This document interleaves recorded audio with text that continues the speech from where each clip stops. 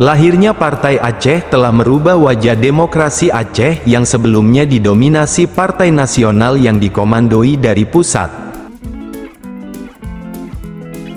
Mengapa demikian? Yuk simak video ini hingga akhir.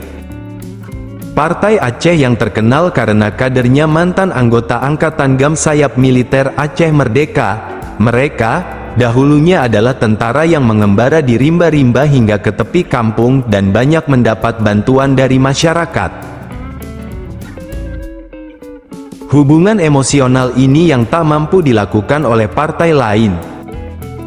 Dan hanya personil Partai Aceh yang punya kemampuan membangun hubungan emosional ini.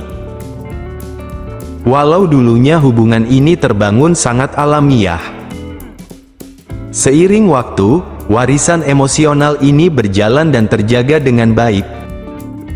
Hingga Partai Aceh lahir, rakyat di kampung merasa mereka tidak kehilangan komunikasi dengan mantan gerilyawan GAM.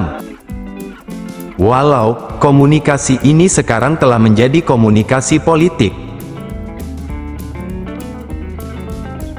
Nah, wajah demokrasi Aceh yang dulu elitis dan aristokratik, kini dihancurkan Partai Aceh, walau satu dua elit Partai Aceh yang non-gerilyawan masih bergaya elit serta berjarak dengan rakyat di kampung. Partai Aceh harus mempertahankan sikap kerakyatan ini, kalau tidak, maka penetrasi politik partai lain ke kampung dapat menyingkirkan keberadaan Partai Aceh. Maka, menurutmu berubahkah wajah demokrasi Aceh pasca lahir Partai Aceh? Beri pendapat di kolom komen, yang santun dan tanpa caci maki.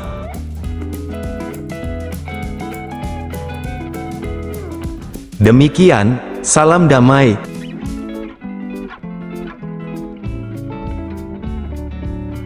Salam Sandawari.